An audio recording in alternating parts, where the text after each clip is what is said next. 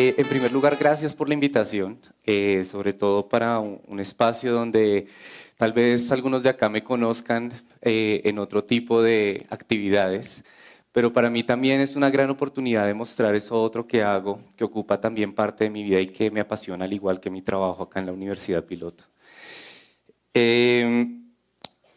Hace ya un par de años he venido con una pregunta que retumba en mi cabeza de manera fuerte desde que decidí que gran parte de mi vida quería pasar viajando y conociendo otros lugares del mundo. Pero siempre me estrellaba con la misma pregunta y esa pregunta tiene que ver con dónde estamos cuando estamos en lo inmenso. ¿Dónde estamos cuando estamos en lo inmenso? Es una pregunta que conlleva a tratar de entender qué lugar ocupamos en el mundo y quiénes somos nosotros en ese mundo. Hoy les quiero hablar un poco de mi trabajo fotográfico, el cual he desarrollado aproximadamente ya durante unos 10 años y que parte de hacerme unas preguntas sobre la fotografía documental. Para mí la fotografía documental, digamos que ha tenido una transformación muy importante desde los años 70 hacia el presente, porque la noción de documento, la noción de realidad que se construye a través de la fotografía ya no es esa que se tenía en los años 50, que es aquella donde se piensa que la realidad es una cosa que está afuera, que nosotros capturamos por el simple hecho de tener una cámara en la mano. El giro subjetivo o el giro en la fotografía contemporánea nos hace pensar que lo documental es una cosa que nosotros construimos, que la realidad es una cosa que nosotros construimos en la medida que la miramos. Es decir, que somos unos sujetos políticos que agenciamos en el mundo a través de las imágenes y a través de nuestra mirada. Partiendo de esa idea de documentalidad es que yo he tenido una serie de viajes en los cuales he intentado pensar de manera constante dónde estoy en el mundo cuando estoy allí afuera. Esta imagen que tenemos acá es un grabado de Teodor de Bry de 1583 que retrata las crónicas de Indias de Fray Bartolomé de las Casas. Fue la primera versión ilustrada que salió en el mundo, cuando entonces solo se tenían versiones impresas en texto. Y lo particular de esta imagen es que Teodor de Bry nunca vino a América. Él simplemente leyó las crónicas y de ahí se inspiró para construir este tipo de representación. Ha sido la entrada para una cantidad de, digamos, estudios que desde la teoría cultural y los estudios visuales se ha podido realizar pensando cuál es esa idea de América, cuál es esa idea de paisaje y de lo femenino, entendido como la América femenina, para construir ese espacio, ese territorio de representación que llaman hoy América Latina específicamente. A mí me interesa mucho esa relación, sobre todo con la América Andina, porque tengo una fijación particular con los paisajes andinos, con los países andinos y una proximidad política muy fuerte con ello. Esta imagen que tenemos acá, digamos que avanzamos un poco más en el tiempo, es un grabado de Alexander von Humboldt, que fue un naturalista prusiano que también llega en eso que se ha denominado como la segunda conquista de América. La segunda conquista es aquella que devuelve a todos los científicos hacia América para desenterrar todo lo que ellos mismos habían enterrado unos siglos atrás. Esta imagen en particular me interesa porque retrata el Chimborazo en Ecuador, que para entonces era considerado el monte más alto del mundo. Es decir, el Everest no estaba ni siquiera cercano a lo que supuestamente era este monte. Realmente no es tan alto, pero digamos que es la base para emprender los viajes de exploración arqueológicos del siglo XIX en la América Andina.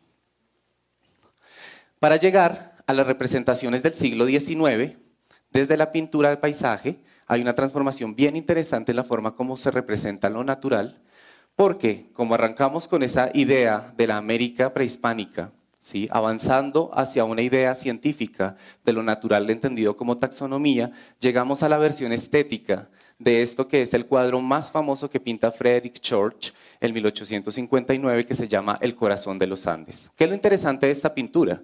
Esta pintura no es una pintura al aire libre, no está hecha directamente mirando el paisaje. Esta pintura es una reconstrucción de relatos de viajeros del siglo XIX, de imágenes recogidas por los pintores viajeros que acompañaban a los científicos y de una imaginería que hacía parte de eso que se pensaba que era ese lugar inhóspito, impenetrable, cuasi salvaje, que era América Latina o la América amerindia. ¿Por qué me interesan estos referentes? De aquí parto yo para hacerme preguntas fundamentales sobre cómo se construye la representación. ¿Qué es representar? Pero sobre todo, ¿quiénes somos nosotros como sujetos para representar el mundo y representarnos en el mundo? Les voy a hablar de una serie de dos series que hacen parte de mi trabajo fotográfico, que afortunadamente ha sido publicado digamos que ha dado un poco la vuelta al mundo justamente porque parte de mi carrera ha sido darle la vuelta a ese mundo. Voy a arrancar con La huida del mundo, que hace parte de una serie que realicé desde 2011 hasta 2013 en Perú. Me encontré con esta imagen una vez por internet y simplemente pues tengo una fascinación con las montañas y ya se van a ir dando cuenta por qué. Pensé que era un paisaje alpino, pensé que estaba ubicado en Europa y me recordaba mucho los calendarios de panadería y ustedes sí recuerdan todas esas imágenes que normalmente uno se encuentra, sí, como cada vez que es 1 de enero y va uno por el pan a la tienda y le regalan el calendario, sí. Pero paradójicamente no era un paisaje alpino, sino un paisaje andino. Esto se encuentra en Perú a 6.400 metros de altura. Se llama Laguna 69 y su nombre obedece a que después de la 65 se les acabaron los nombres y de ahí para arriba hay muchas más lagunas congeladas. Como normalmente a final de año a mí me gusta es viajar, porque tengo una versión con la Navidad, digamos que lo que decidí fue ir a encontrar la Laguna 69. ¿Cuál era mi intención? Poder hacer un recorrido en el cual mi cuerpo tuviera que enfrentarse con eso. Yo llevo haciendo viajes cuasi de montañista por lo menos 7 años, pero no soy alpinista. Es decir, tenía que enfrentarme también a pensar qué iba a hacer mi cuerpo cuando pasara a los 4.000 metros, qué iba a pasar conmigo cuando subiera a los 5.000, qué iba a pasar cuando me empezaran a sangrar los oídos y la nariz a los 6.000. Pero definitivamente quería hacerlo pese a que sabía el riesgo que corría. Arranqué mi viaje por Perú, que Perú para mí siempre es un destino increíble para volver. Lo he visitado ya en 5 oportunidades y creo que me conozco gran parte de su geografía. ¿Qué me interesa de Perú? La vastedad de sus paisajes. Es tan fácil encontrarse con una montaña de arena que tiene en las faldas bruma a nivel de piso, al fondo el océano Atlántico y de repente unas palmeras en la cima. Yo sé, suena rarísimo, pero eso pasa en Perú. Sobre todo en el camino que va de Lima a Huancayo, digamos, hay unas zonas bastante extrañas que, digamos, hacen parte de eso que a mí me interesa mucho mirar. Esto hace parte de ese fotolibro que salió publicado con el diario del viaje a Perú. ¿Iba detrás de qué específicamente? De encontrarme con la necesidad, digamos, de enfrentarme, como les decía, a la montaña, ¿cierto? Pero básicamente mi interés era poder preguntarme allí arriba qué es lo que sucede cuando nos encontramos simplemente en la nada o en el todo. Hay una búsqueda de exterioridad que es lo que me interesa. Hay una pregunta por el autohallazgo y por la necesidad también de descubrirse como presencia en el mundo. Creo que con la agitada vida que nosotros llevamos a diario se nos olvida preguntarnos ese tipo de cosas. Olvidamos fácilmente que la vida no es solo ir a la oficina, llegar a la casa, dormir para volver al otro día a la oficina. Hay un mundo más allá que es importante que exploremos. Hay una vida más allá que no es la del sueño, sino la otra vida que también nos hace feliz y que nos permite encontrarnos en el mundo, que nos hace descubrirnos como presencia. Esto es uno de los glaciares en la zona alta del Pastoruri. Este está a 4.800 metros de altura. ¿Sí? Aún no sangraba, digamos, como por la nariz y por la boca. La inmensidad no está en las montañas, es lo que empiezo a reflexionar, digamos, cuando me hago la pregunta, ¿dónde estamos cuando estamos en lo inmenso? Porque muchas veces me han dicho como, bueno, pero tú terminas haciendo fotografías de paisajes, sí, majestuosos, pero ¿y qué? La reflexión a la que yo llego es como, la inmensidad no está en las montañas, no está en las lagunas, tampoco está en la nieve, pero lo que sí sucede cuando uno está allí, cuando pareciera que la única presencia en ese momento es la que uno tiene como sujeto, respirando, sintiendo su humanidad en las articulaciones, ahí es donde las preguntas por el yo y por el mundo se transforman. Ahí es donde te empiezas a preguntar realmente hacia dónde vas y dónde estás parado en el mundo. Esto es una apología de la experiencia que tal vez no es la misma para todo el mundo. Peter Sloterdijk dice que justamente en esa necesidad de encontrar la exterioridad y volverse a preguntar por el ser en, la ontología del ser, mucha gente encuentra distintas maneras de enfrentarse a esta situación. Hay quienes se ponen sus cascos todos los días para escuchar música y simplemente le ponen una banda sonora a su vida. Hay otros que decidimos subir las montañas. Esta es una imagen que me gusta mucho porque hace parte de ese primer recorrido en el cual parecía que los caballos eran los que nos iban a llevar a la cima. Esa pared del fondo que ustedes ven es de roca y de hielo, y hasta ahí iban los caballos. De ahí para allá no era posible subir más con ellos, entonces comenzaba la parte dura. Comenzaba la necesidad de realmente enfrentar tu cuerpo a esa inmensidad de la montaña. Paradójicamente, hay un mundo arriba, hay quienes viven allí arriba. Estos que viven allí arriba tienen unas preocupaciones que son bien distintas a las que nos aquejan a nosotros. Son bien distintas a lo que nosotros esperamos del mundo y del día a día. Para ellos, la montaña, el hielo, la nieve, hasta el perro, que en esta foto no sale, pero el perro que sobrevive más que ellos a la nieve, ¿sí? Hacen parte de ese paisaje, de esa experiencia, de esa vida que reconocen. Pero ustedes se van a preguntar por qué a mí me interesa hablarles de esto, por qué debería ser importante.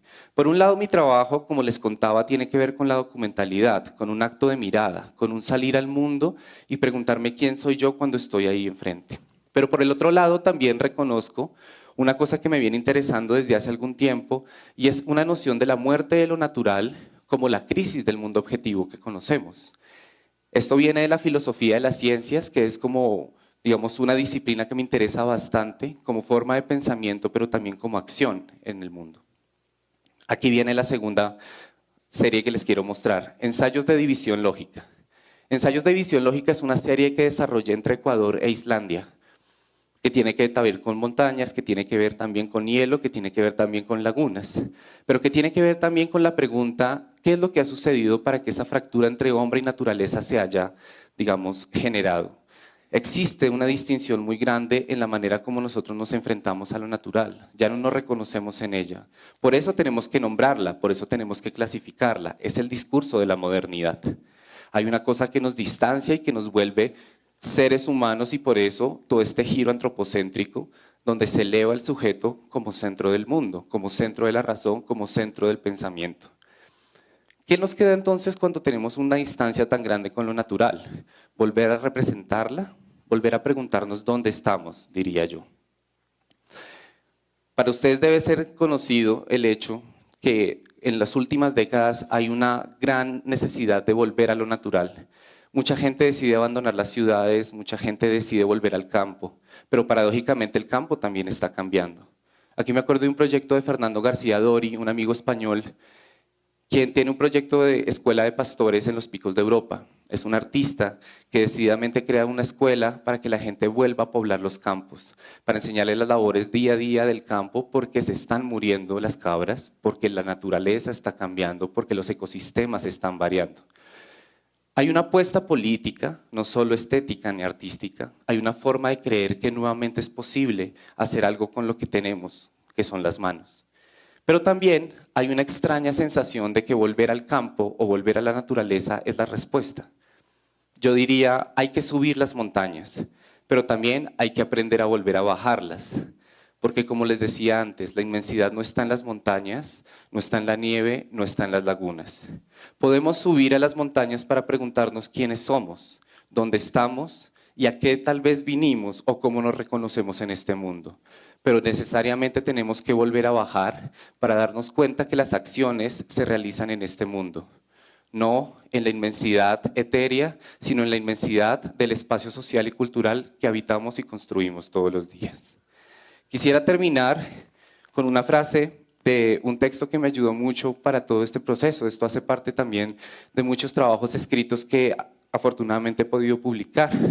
Esta es una cita de una novela de René Dumas, un escritor francés, que escribe sobre el monte análogo. El monte análogo es una metáfora del lugar más alto del mundo, más alto incluso que el Himalaya.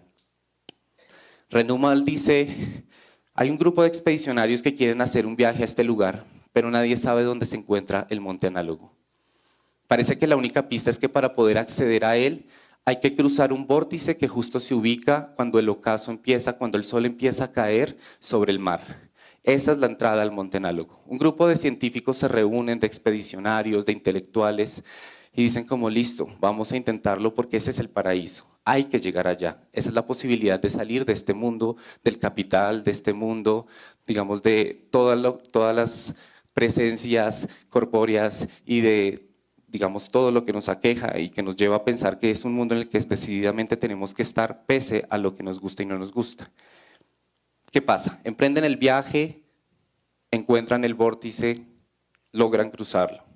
La gran decepción del hombre es darse cuenta que eso que han llamado paraíso ya ha sido colonizado por la misma idea de paraíso perdido que el hombre ha construido. Cuando los expedicionarios llegan al monte análogo, se dan cuenta que es tan alto que no pueden verlo. Se dan cuenta que ya está tocado por la mano del hombre y que existe todo un sistema económico, político, financiero, ¿sí? Político y además social, cultural, que se ha transportado desde el mundo anterior hasta el mundo nuevo. Es decir, ese mundo no existe, existe solo en la capacidad que tengamos para mirar más allá del monte y para preguntarnos, ¿qué pasa si subo una montaña, pero qué pasa si vuelvo y bajo? Los dejo con la cita. Es imposible permanecer por siempre jamás en las cimas, hay que descender. Entonces, ¿de qué sirve? Mira, lo alto no conoce lo bajo, pero lo bajo no conoce a lo alto. Al subir, observa siempre cuidadosamente las dificultades del camino. Mientras subes, puedes ir viéndolas. Al bajar, ya no las verás. Pero si has observado bien, sabrás dónde se encuentran. Muchas gracias.